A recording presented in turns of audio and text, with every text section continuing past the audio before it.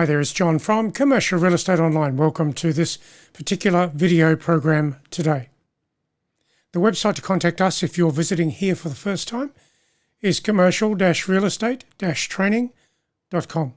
And you'll always get plenty of ideas there to help you with commercial real estate brokerage around the world, sales, leasing, or property management.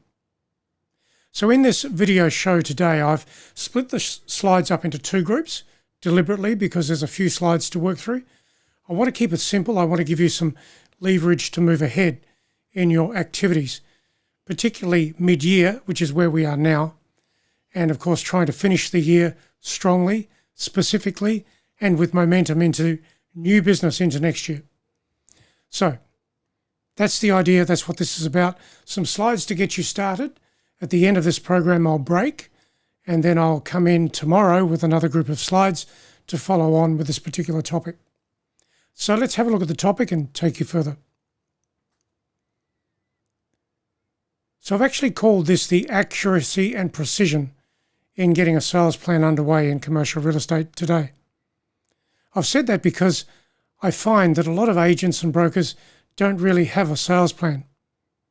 They think they know what they want when it comes to new business, maybe commissions and listings, but they're not doing anything with it. They're not driving it forward. They're not latching into the numbers and then deciding what they need before those numbers to get the numbers ultimately that they want. Most agents focus on commissions and listings. Now that's all good, but then you've got to say, well, what goes before that? It's actually prospecting, and then it's the client base, and then it's the database. So everything happens before you get to the final thing, which is the commissions. So let's look at this and let's go forward with this particular aspect of what I'm going to recommend you do in your marketplace. So targets. This real estate market is all about targets at an individual level. That's when you're a broker or an agent, you do need to have targets. And when you have targets, of course, you get the momentum that you need to move ahead. Recently, I spent some time with a team of agents looking to build a better real estate business in the coming year. To help with that, I asked them a question. I asked them about their targets and goals. And of course, some of them struggled. That was interesting. I got the agents to write down some facts on paper as part of that process. I wanted them to hone into what their targets and goals were. Now, most of the agents thought they had an income target, a net commission to themselves. That's fine. But they didn't have the other things before that, which are all based on the prospecting model, the conversations, the meetings, the types of listings, open and exclusive. You see what I'm saying? So if you're in commercial real estate and you want to get somewhere, you've actually got to line a few things up. It's a bit like putting the ducks in a row so that every duck goes to the next duck. Everything flies along, if you know what I mean. So, the survey results that I did with that particular team. The agents with reasonable levels of industry experience had some targets and facts to work to that they were considering in their personal business, their business plan for the coming year. Now, I will say this, I'm not a big fan of having enormous business plans for each particular agent. The business plan, in my opinion, for agents only needs to be simple. 2 or 3 or 4 pages, A4 pages. That's it. You don't need to complicate your life with some business plan that's so complicated that takes you weeks to prepare. And once it's done, it goes into the bottom drawer because it's too busy and overwhelming to follow through on. So keep it simple. So the junior or cadet agents were struggling to set precise targets and an action plan. So let's go to those two particular things. Precise targets. What I would suggest here is that you start with your commissions, your net commissions you want to achieve per month, per quarter, per year. Your commissions will come from sales and or leasing. So that number is probably easy to determine, and you might have some history from last year to help you with that. But once you've set the numbers, you might set yourself a stretch number. That's okay. You might set yourself a realistic number. That's okay. But you've got two lots of numbers, the stretch number, the realistic number, and the history from the last few years will have some relevance to you in moving ahead. So when you've got those numbers, it's time to look at what do you need before that to get there. So let's say you wanted to earn gross commissions for yourself, or let's say net commissions for yourself of, let's say, $300,000 for the next 12 months, which might be a gross commission on the transactions you create. The gross commission might be. It might be 600,000, it might be 500,000. I don't know what your commission arrangement is.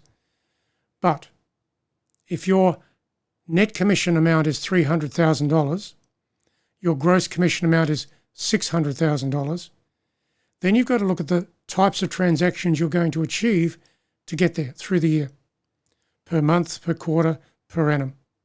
Break it down into sales and leasing. Some agents just focus on sales, and if they do any leasing along the way, they're okay with that. So you've got to determine that ratio. If you say that some of your commissions are leasing, so what's the percentage? Would it be 25% throughout the year? Just determine that number, because that will be taken out of that 600,000 gross or net 300,000 net, so that you can determine what is leasing and what is sales. Now, once you've got that, then you say, right, what are my average levels of commission that I'm getting per transaction in sales and leasing? Now, it stands to reason that if you focus on quality, medium to larger transactions, you'll get better commission amounts coming through for transactions that are creating a lot more inquiry. So if you focus on just about anything that's out there, some of your listings will be of low quality, difficult to process, and they'll be wasting a lot of your time. That's why your plan, your simple 3 or 4 page business plan, should focus on the types of clients with an emphasis on quality and the types of property with an emphasis on quality. And then when you look at the listings, you've got to say, well, I'm only going to work on exclusive listings, or 90% of my listings are going to be exclusive listings. Maybe you leave 10% of your listings to be open listings for the sheer fact that you may need to have those listings from time to time. You see what I'm doing there? I'm breaking it down. So once you get to the average transaction commission and size of transaction, then you'll know how many deals you need through the year. And then you'll be able to go back further into the types of prospecting you're doing with buildings and clients. So I hope that little discussion helped you. Let's go further. So I want you to think about long-term relationships with your clients, particularly as I'm now talking about the next 12 months ahead. Your clients, who are they by class, by type? So, for example, I talk a lot about clients by type, and I usually say, well, there's 2 sides to the client coin. There are property owners and there are investors. Now, the investors may own many different properties, sure. The property owners may be property investors, but they could also be business owners. So you've got 2 groups to get across. The existing property owners locally, some of them could be business owners, and then you've got investors who may own properties locally and some may not. So that is the coin of opportunity in commercial real estate. So much of the success you will generate in the next 12 months will be through established and long-term relationships with the right people. The emphasis now is, of course, who are the right people by type, by class, and how are you going to connect with them? So, as I said, investors, business owners, they are the groups to work with. Maybe you'll put developers on top of that, and that's up to you. And maybe you'll put franchise groups on top of that. Again, that's up to you. So there are potentially 4 groups of people that you could connect with deeply, directly, comprehensively throughout the year. So considering the next 12 months ahead, who are the right people that you should connect with? The next question will be, how will you do that? So when you connect with a lot of people, relevance is the key to the process.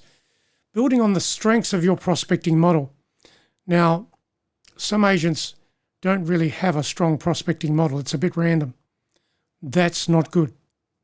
So when you think about it and you say, well, I know who my people are that I'm going to connect with, that's the start of making your contact model very strong, very different, very specific. Then you have a system behind that, which will be a prospecting database system or a spreadsheet if you have to, but something that allows you to capture the conversations, categorize the conversations into types of people, that is, buyers, sellers, landlords, tenants, property owners, investors, business owners. All of those categories, for example, sit in my database. And then within my database, I then segment it into money and rent. So if it's a property owner, a buyer, for example, I then put a budget on that. Let's say up to 1 million, up to 5 million, up to 10 million, between 10 and 20, between 20 and 50, and the list goes on. With rentals, the same thing applies. So it's the gross rental per annum that they can afford. You see, it's a matter of getting some system around you. That's how commercial real estate works. So if the next 12 months are to be successful, more successful than the last, then it is important to improve your client exposure and contact processes. Now, I have alerted you to some of those processes now. I would encourage you to listen to this video again. Think about it and say, well, can I improve this? Because the long-term relationships you create from now on will build your real estate business. And if you're struggling in anything in commercial real estate at the moment, have a good look at how you're connecting with people, who they are, where they are, how frequently you connect with them, and how you nurture those conversations with relevant information. See that second point here? Relevance is the key to the process of ongoing contact. I'll talk later on about relevance in the next group of slides, but let's go further. So, satisfied customers. We need plenty of them. Why? We want them to remember you. So every successful transaction in sales and leasing activity, you should have a satisfied customer for the long term. And of course, they will have people that they know. There could be some referral business there for you. There could also be some repeat business there for you. And that's why making lots of telephone calls is the start of growing any real estate business. Telephone calls, meetings, conversations, repeat and start again. So those same people that you connect with today will be spoken to again in 90 days' time. And as you repeat that, all of a sudden some of those people, some drop out because they're not doing anything anymore, but some get to remember you for the skills that you've got, the right skills in commercial real estate. And when they remember you, they'll eventually give you a call because you have the information, the skills, and they start to recognize that you do. It's good, isn't it? So those customers will lead you to new business opportunities and referral activities over time. Repeat business, referrals are all in there from the satisfied customers that you work with or the people that you connect with today who are in your client target groups. Please consider that because that will take you forward. If you're struggling with commercial real estate today, it all comes down to the number of conversations you're having and how you're nurturing that over time. Look, if you phone 20 people today, maybe one or two will have a property interest. But if you repeat that tomorrow and the day after, all of a sudden 2 plus 2 plus 2 becomes an opportunity of maybe one listing a week. You see where I'm going? So that's what I want you to think about. Now, when you're connecting with these people, of course, always ask about referrals and leads when you're talking to your good clients. And initially, you may not have many good clients, but you may have and should have lots of prospects. And who are those prospects? Business owners, property owners, investors, franchise groups, developers.